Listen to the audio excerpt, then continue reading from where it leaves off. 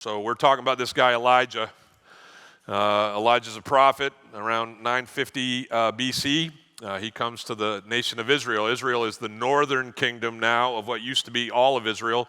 There's a southern kingdom called Judah, and they have their own king in the line of David. But in Israel, it's the line of this guy Rehoboam, and Rehoboam's great, I'm going to do this wrong. It's the sixth in the line. His name's Ahab, and he's a mess. In fact, the Bible tells us he's the worst of all of them, and worst because he has decided to take Israel away from the worship of their God, the one true God, and lead them into the worship of a false god named Baal, or Baal, which is the correct way to say it. But I just like Baal. Is everybody with me on Baal? So Baal's being worshipped in Israel at the behest of Ahab's wife. Her name's Jezebel, and Jezebel is a Baalite. And so off they went, off the rails, worshiping this false god. And the one true God sends Elijah, the Tishbite, to tell Ahab, hey, we're done. We're done here. And the way I'm going to judge you and the rest of Israel is I'm not going to let it rain for 3.5 years, the Bible tells us. That's a long time.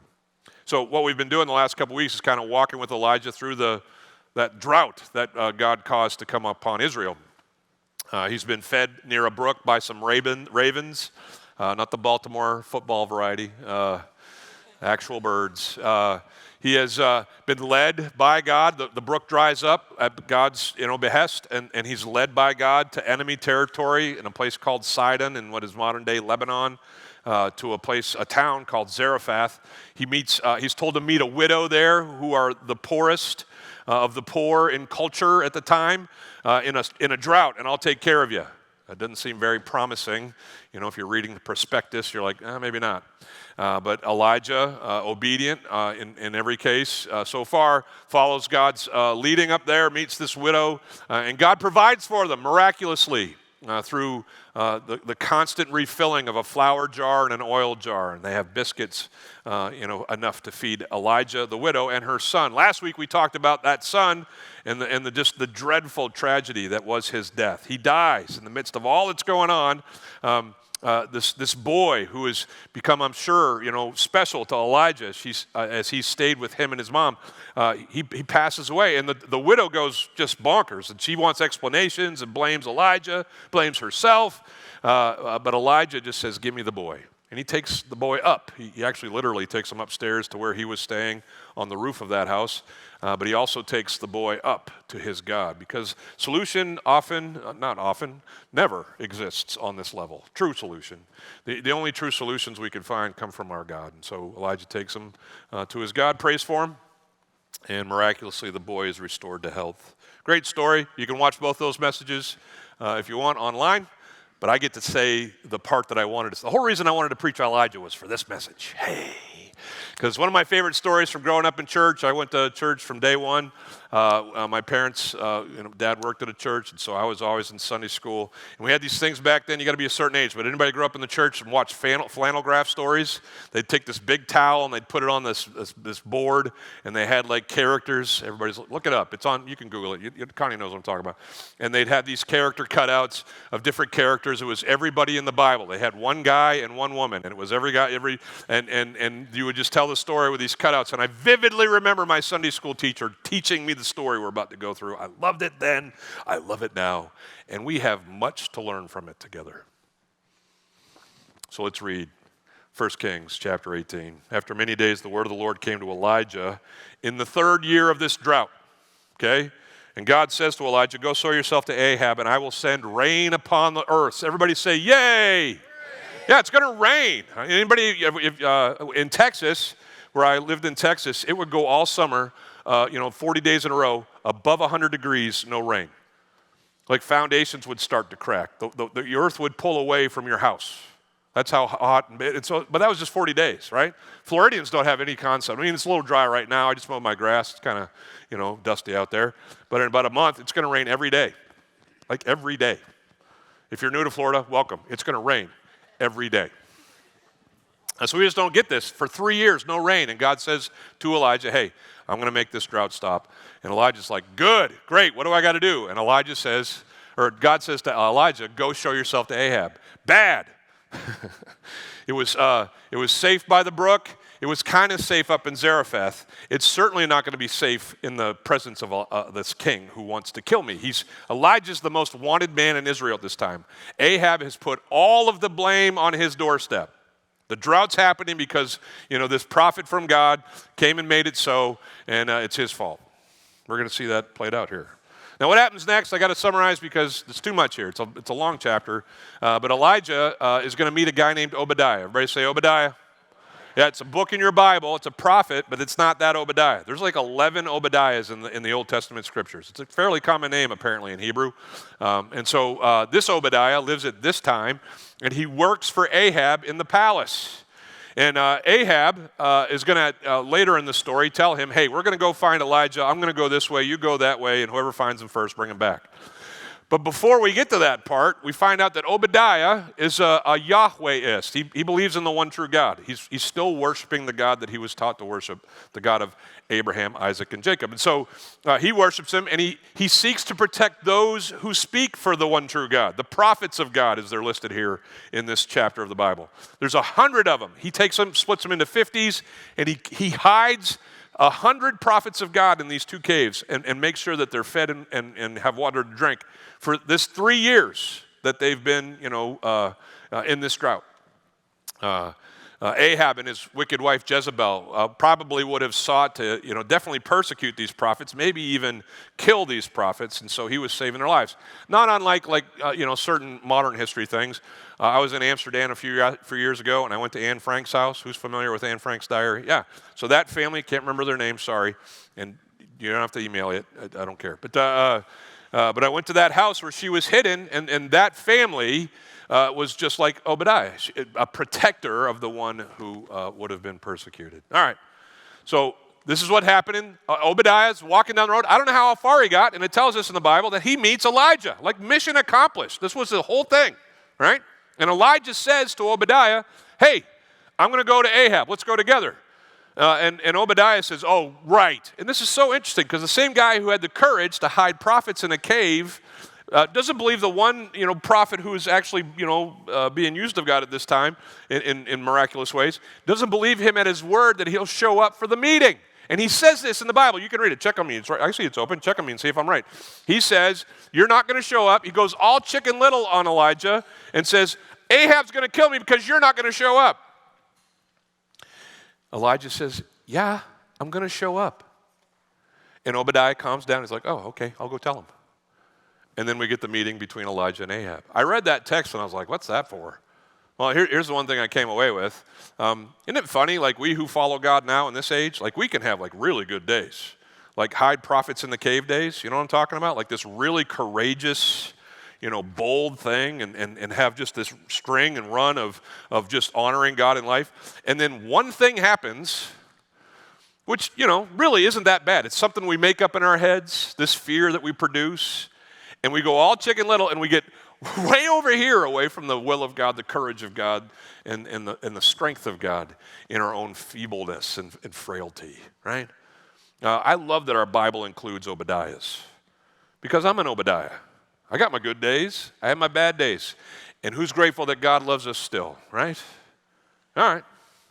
Well, let's read the story about Ahab and Elijah here as it gets told in verse 17. When Ahab saw Elijah, Ahab says to him, hey, is it you troubler of Israel? I know none of us in here has ever done this. None of us have ever been the cause of a problem and blamed everybody else but ourselves. No one in here has ever done that. Are you picking up my sarcasm? Some of you might be new. I'm fluent in sarcasm. That was sarcasm.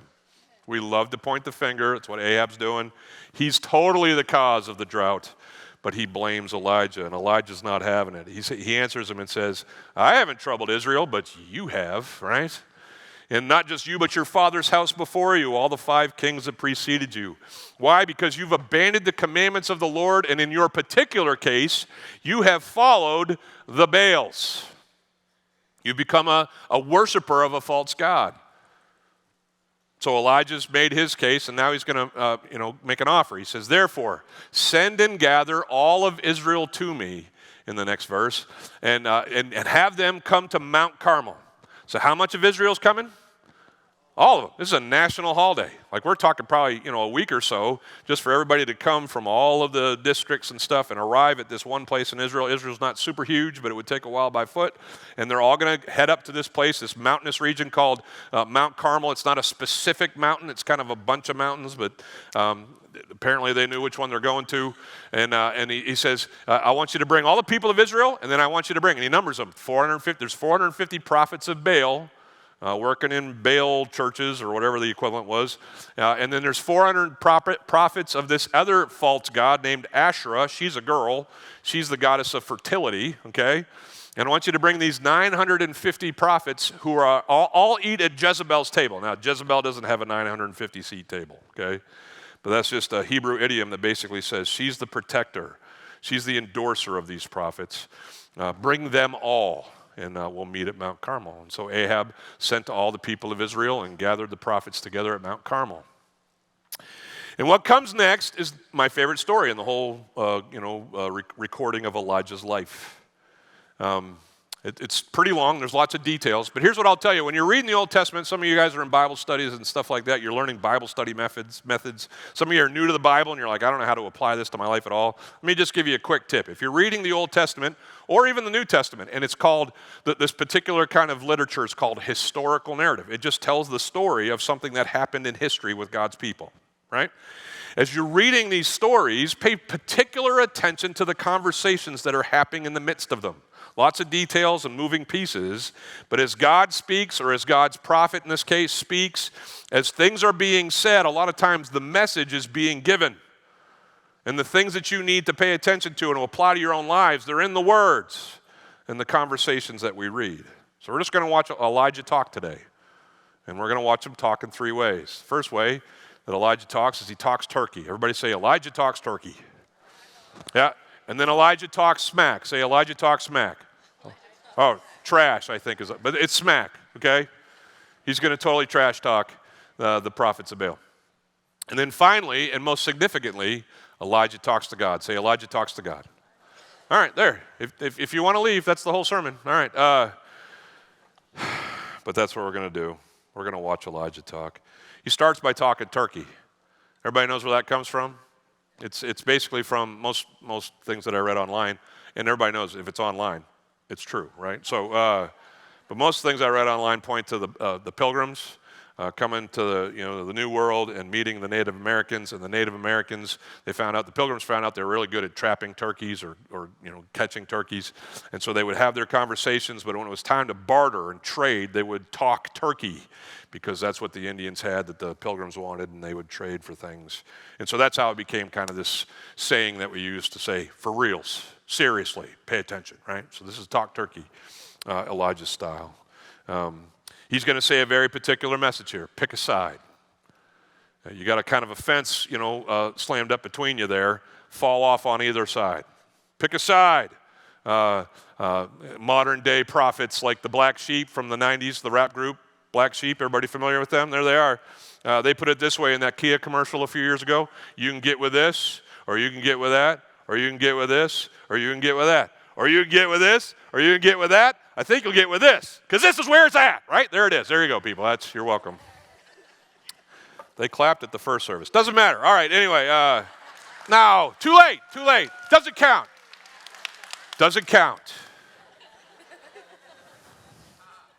Elijah came near to all the people in verse 21. And he asked them this question. Hey, man, how long are you going to go on? How long are we going to do this? Doing what? How long are you going to go on limping? Great Hebrew word. I can't pronounce it. But it means wavering or wandering. How long are you going to go on limping between two different opinions? We get this, right? Has anybody tried to do too many things at once? Okay? It ends up being kind of like this little dance. Like if you're cooking on the stove here, but you're trying to, fix something over here, maybe stack something in your pantry, you get everything stacked, and then you realize your pot's boiling over, but then you start hearing what you stacked start falling out of the pantry, but then the water's really going crazy, and you're just like, right? And that's the picture. Now, doesn't count. Doesn't count, bro. I appreciate it, but doesn't count. Thank you. That's what Elijah says. Can we just stop with this? Just pick a side. He says, hey, if the Lord, Yahweh, is God, choose him. But if it's Baal, fine, choose him. And it's really interesting how the people reacted. Nothing. Crickets. Why? Because he's right. They know he's right. They all grew up hearing the Torah read. They know what God expects, and they know that Ahab's not doing it, and they're not doing it. Elijah's right. They knew you couldn't two-time God. You couldn't have something on the side with some other deity. Isn't that interesting? And that's how God describes our relationship with him. It's in the context of like a marital covenant. Like he describes Israel, the Old Testament followers of God. When they stray, he talks about them whoring themselves out to other gods. It's in that realm that he makes his analogies. In the New Testament, the church is known as the bride of Christ. And Jesus is the bridegroom, and he's coming for his bride. That's us, right? But he doesn't want us cheating on our betrothed. And he speaks of it in such ways, such terms. You can't two-time the one true God. He's not about it. But we can understand, listen, we can understand what would cause these followers of God in the Old Testament to want to maybe do that. Because more options mean, in my thinking, is more possibilities. There might be, yeah, God could take care of most things, and I know he says he'll take care of all things. But hey, if Baal's real and he could, help it rain, or if Asherah's real and she could help us get pregnant, hey, maybe we'll go with them and just see what they have to offer, right? And we Americans understand this probably better than anybody else because we are buried in options, right? Like I was just curious, so I went online to find out how many offerings Amazon Prime, it's one of the streamers that I have. Do you know how many movies are on Amazon Prime right now? 5,000. You're going to need more than a weekend. There's 1,300 television shows that have multiple episodes for multiple seasons. Okay, I haven't done the math on that, but it would take a long time to watch everything on Amazon Prime. But we love it. Why? Because you like what you like, and I like what I like, and we want to scroll through the options. We want to go to Cheesecake Factory and read 50 pages of a menu.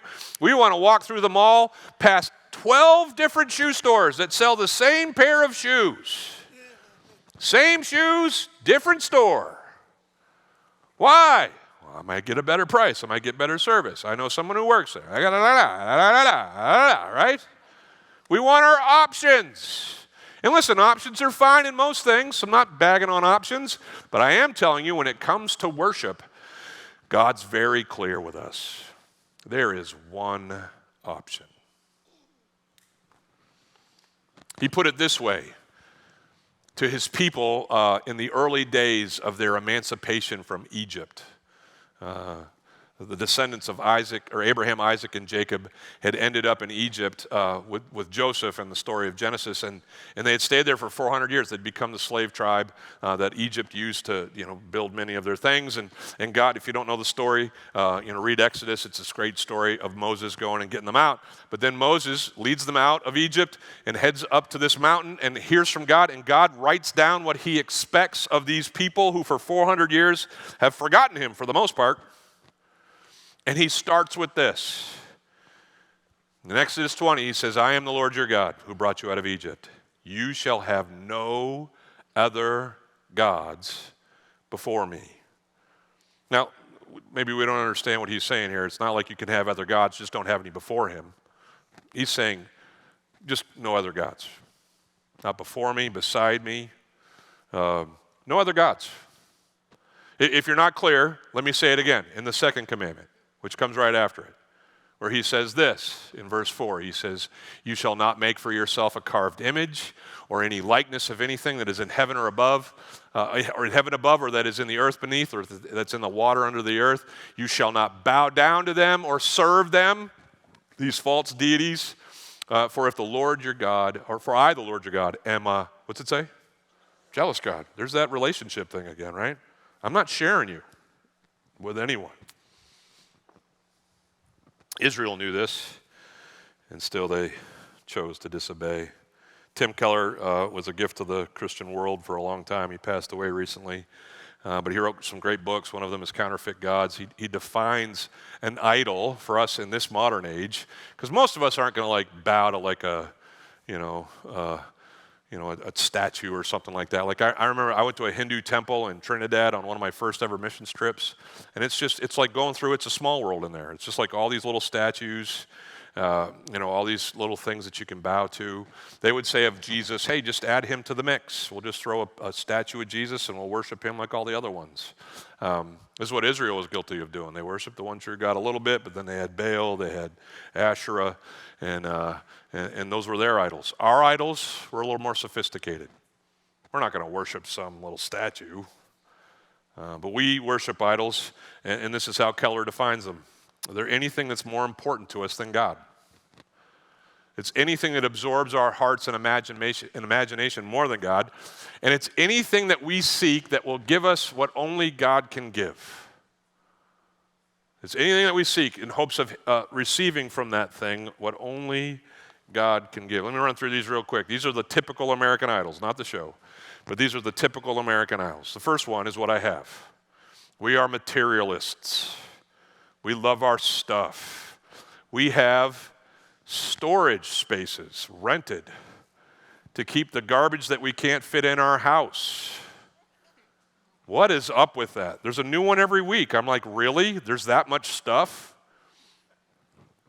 We love things and the joys, the power, the prestige they give us. We feel good when we arrive materially. We like the security that money gives us, right? And money's not bad. I'm going to say this about all of these. Money's not bad. It just can't be ultimate. And it certainly should never be near on par with God.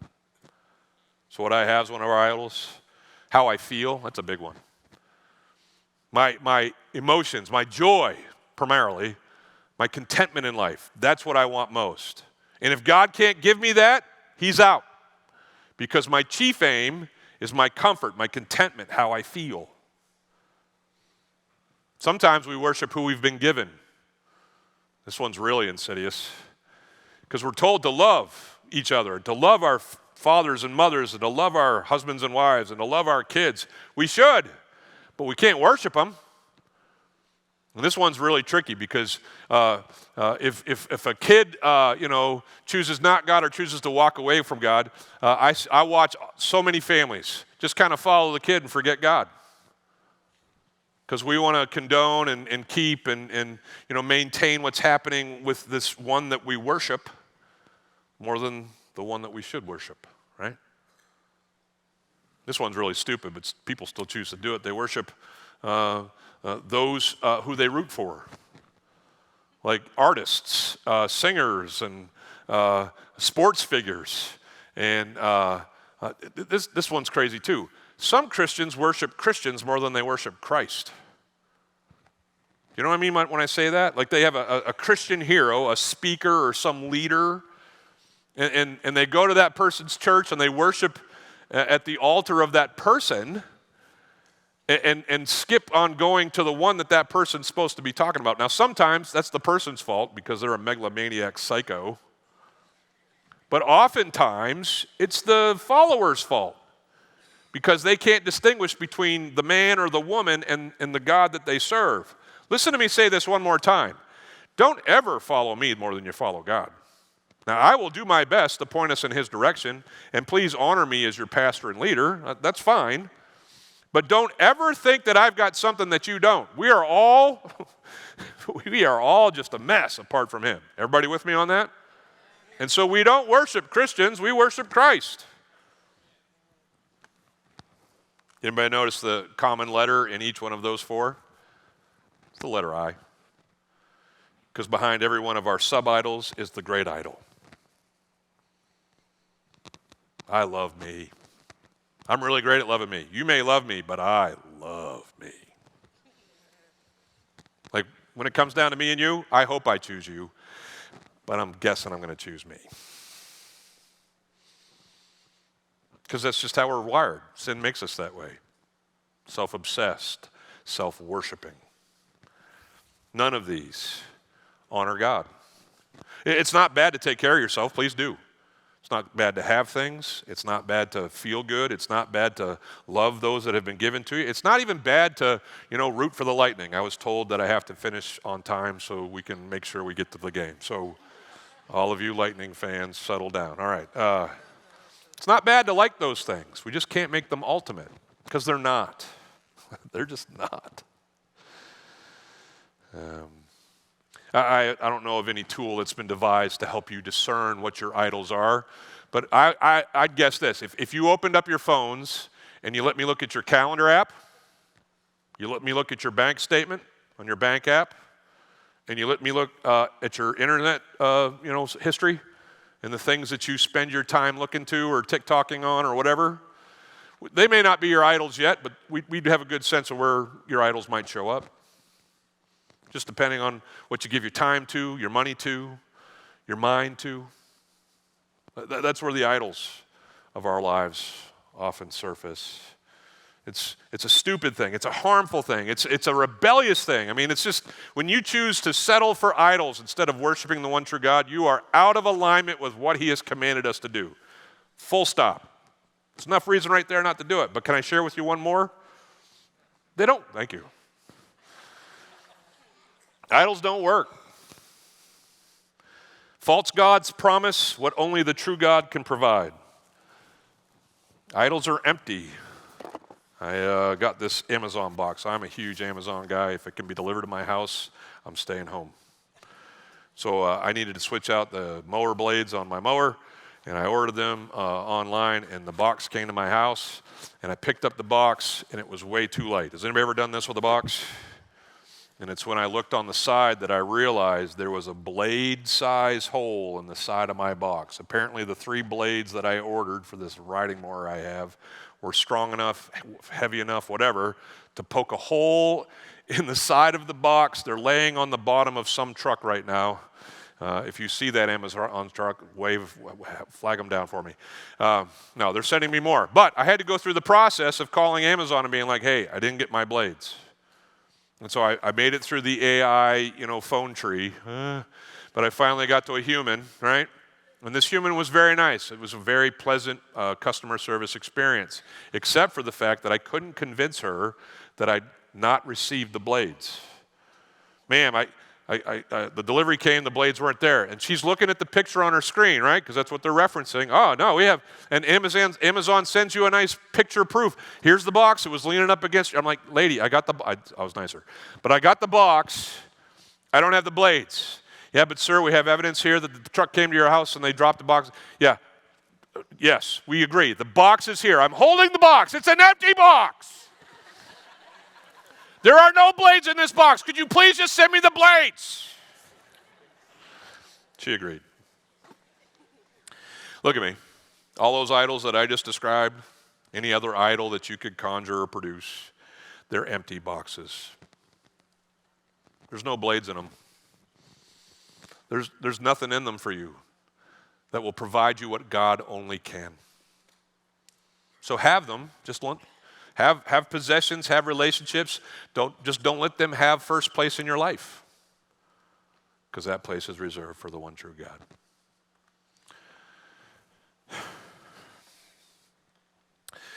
So things are going to pick up here.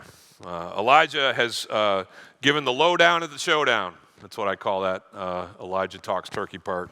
It's like you got to pick a side. And now he's going to say, let me help you pick a side. Here's what he proposes.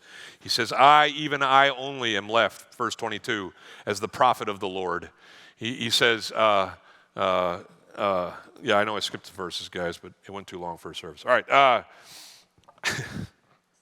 I am left as the prophet of the Lord, but Baal has these 450 guys here. The 400 prophets of Asherah apparently didn't show up, or they weren't involved in this contest. That's all I know, okay? But the 450 prophets of Baal, he's like, let's do this. He says, let's get 2 bulls given to us.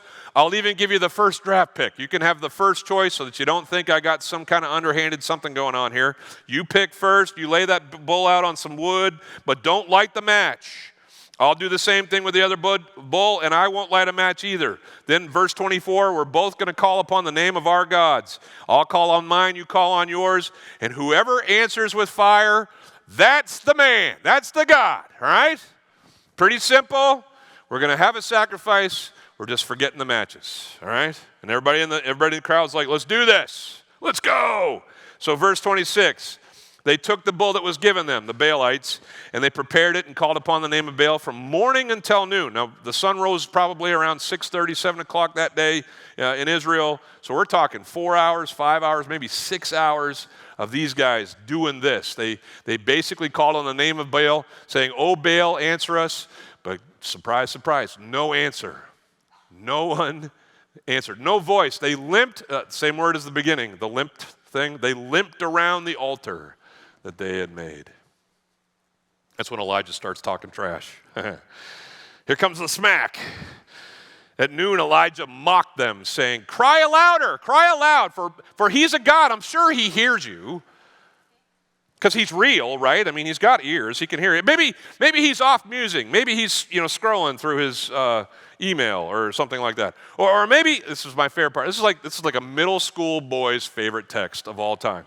Because what Elijah says about this false god Baal is that maybe he's in the pooper. Maybe he's relieving himself. Sorry if that was, I don't mean to be insensitive, but everybody, it's the book, right? Everybody, so that's what he says. Hey, maybe he's in John. Maybe he can't, maybe he had something for lunch. Anyway, he says maybe he's on a journey, too far from his phone, can't hear it ring. Maybe he's asleep, taking a nap. Or as some scholars think, maybe he's dead because they believed Baal would die and that when he rose back from the grave, that's when the rains would come. So he even tapped into their own theology. And he says, he's got to be awakened. If you're going to wake him up, you're going to have to step it up. See, I think a well-placed piece of sarcasm is some great communication. I don't recommend it as the only communication you give in life. But if you're trying to bring about the truth of a situation, a well-intended piece of sarcasm can be really helpful in that situation, right? But it can also, as it evidently worked here, be something that pushes people to go even further with what they're doing, which was, I think, crucial in Elijah's plan because he didn't want these prophets of Baal getting to the end of this process and saying, well, if we had just prayed harder, Baal would have answered us like God answered you. Anybody ever had that with someone? Like you play one-on-one in basketball or something like that, and that person loses, and they're like, well, I just didn't go hard. If I'd played as hard as I could, I probably would have won. You know what I'm talking about, Coach, don't you? That's how it works, right? It's an excuse. And Elijah doesn't want the prophets of Baal to have it. And so he says, hey, man, you guys might need to step this up. And they do. Look at the next verse. It says they cried aloud. They cut themselves with as was their custom, with swords and lances. And the blood, everybody say, ew. Yeah, the blood gushed out of their veins. Now, scholars have tried to understand this, and they think a part of Baal worship, Baal was the god of the rains, is that their prophets thought if they made their own veins rain, that would bring about the rains that Baal was supposed to be able to provide. But whatever the case is, can we all agree? Worship service that we're maybe not interested in being part of? I mean, it's basically a mosh pit, right? And these guys are yelling and screaming, 450 of them, dust is flying, blood is dripping. And they do this, it says, look at the next verse, midday passed and they raved on until the time of the offering of the oblation. Everybody knows what the oblation is, right? I had to look it up too. The oblation is basically the evening sacrifice that was commanded of Israel to have, for the one true God. And so it's coming to that time, the evening sacrifice of Israel called the oblation, but nothing has happened for the Baalites. It says there was no voice, no one answered, no one paid attention. Why? No blades. It's an empty God. He's not real. And so Elijah says to all the people, all right, come here. Kind of like what I do with you guys sometimes. Come here. Now it's all of Israel, so he has to yell. But he says, come near to me. And then the people, some of them, came near to him, and they helped him build an altar. And I'm going to skip these verses for the sake of time, but Elijah is there at a place where an altar had been built and torn down. Scholars kind of disagree on this one, but maybe during the time of Baal worship in Israel, some Yahwehites, maybe even those 100 prophets that Obadiah was hiring, or hiding, not hiring, they went up on this Mount Carmel mount and they built on a high place an altar to worship God. The Baalites found out about it, tore it down, right? Possible, I don't know. But whatever the case, this altar was there, it was torn down, and Elijah decides to rebuild it. He gets some stones. Anybody want to guess how many?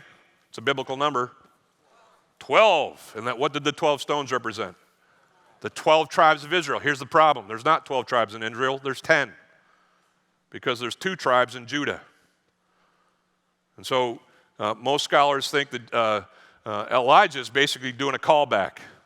He's basically saying that everything that we're experiencing as a country, as a people, is not what our God initially intended.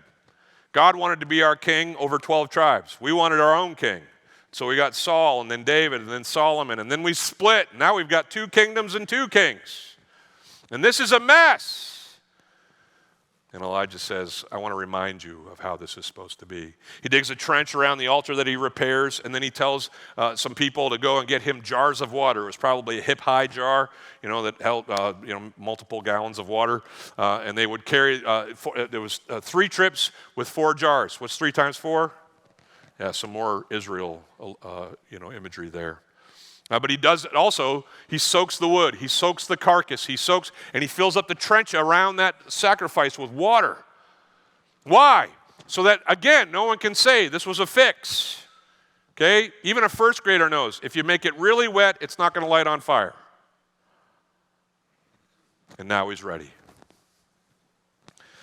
And then Elijah talks to God. I love this prayer. It's a beautiful prayer, and it's not what you'd expect. Nowhere in this prayer does Elijah say to God, please send fire. Just doesn't mention it.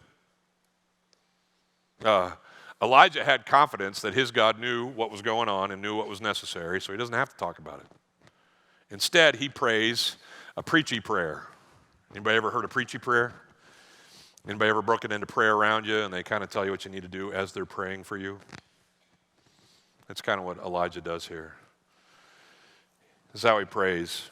Verse 36, at the time of the offering, Elijah the prophet came near and said, O Lord, God of Abraham, Isaac, and this is interesting, it's usually Jacob. His other name is Israel, right?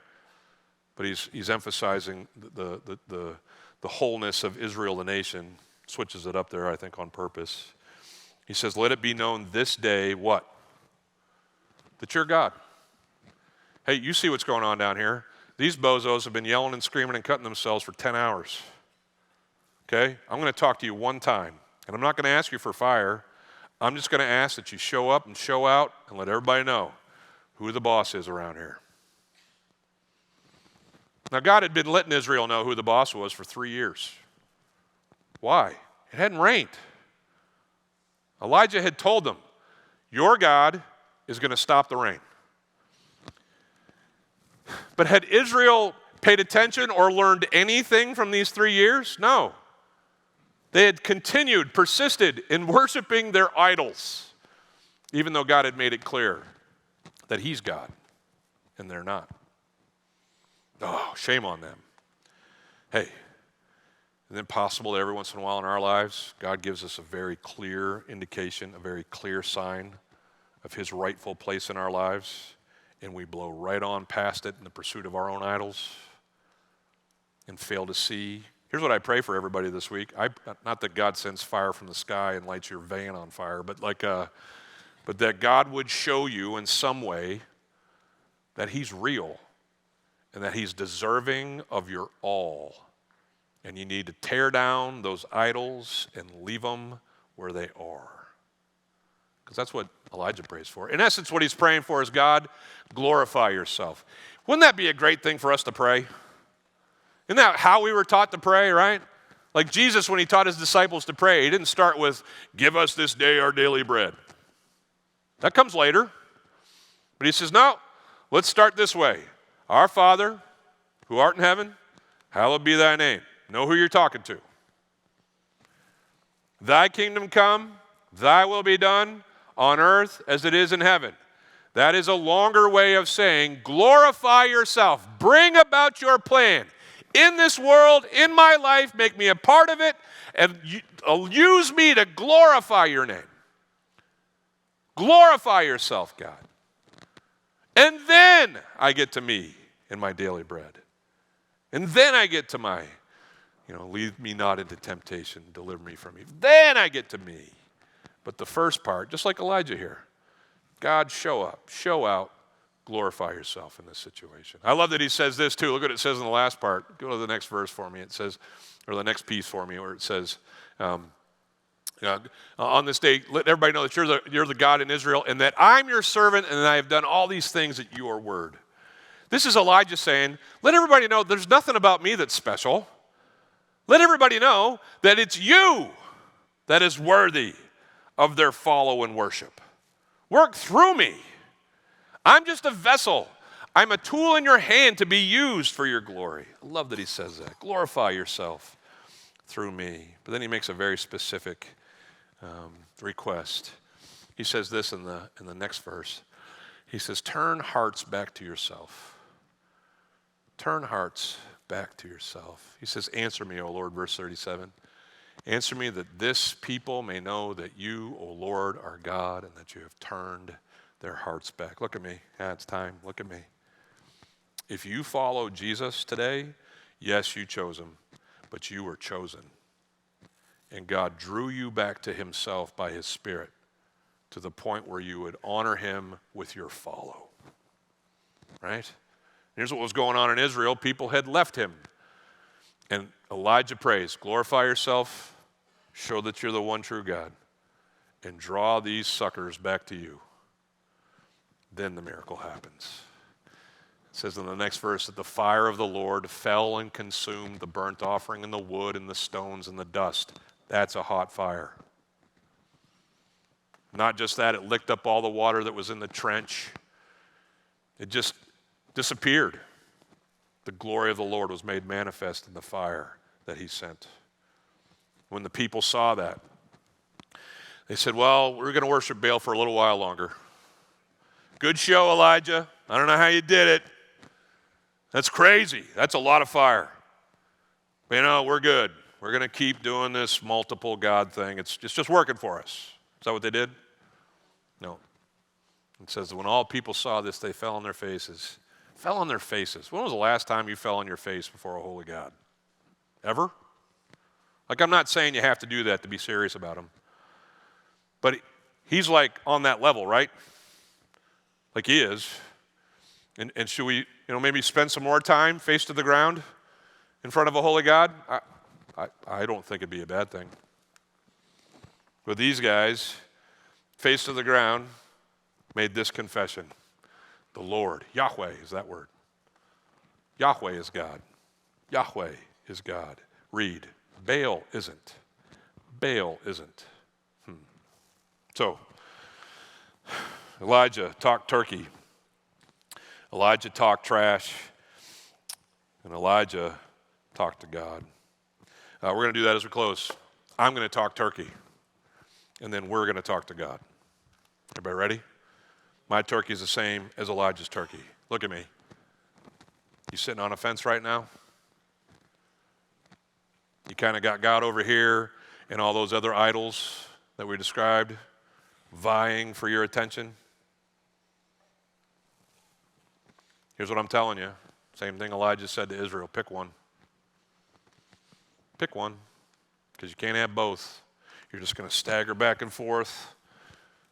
James calls it being a double-minded man or woman. You're just not going to be, experiencing God's best for you. You're not going to be at your best for him if you're divided in your attention. So, I don't know what the idol is in your life, or maybe what the potential idol could be, but I'm asking you right now, deal with it. Pick a side. Confess, repent, turn, and fall on your face before a holy God and tell him he's Lord, and those things aren't. The way that we do that is through prayer.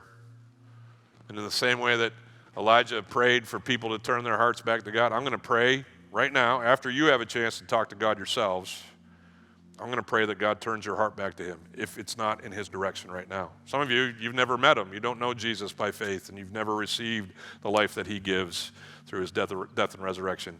Come and talk to me. I'd love to share with you how you can do that. But others of you have known him for a long time, but you've just been distracted by so many other things because you think you can have God and date this thing and have this thing and do this thing. And you can't. Those things are fine, but they can't be on his level. So let me pray. Bow your heads. Pray with me. Like I said, I'm going to give you this first part just to pray for yourselves. Ask God, hey, God, am I giving you my all? Am I fully worshiping you and you alone? And if there's other things, ask him to identify them and repent of those things now. God in heaven, thank you once again for your grace and mercy, for creating us, for giving us a chance to be recreated through our faith in Jesus and have life with you again. It is so easy for us to become distracted by things that aren't you, to make them ultimate, to put them on par with you. Forgive us for that. Make us your church. Make us yours and yours alone church. Help us tear down the idols that would keep us from you. Turn our hearts back to you, God. Deal with us. Work in our families. Work in our marriages and our parenting, and just work in us. Glorify yourselves through us and turn others' hearts towards you through the things that we do for them and the things that we say to them. And thanks for being a blessing. Help us be a blessing to you, I pray. In Jesus' name.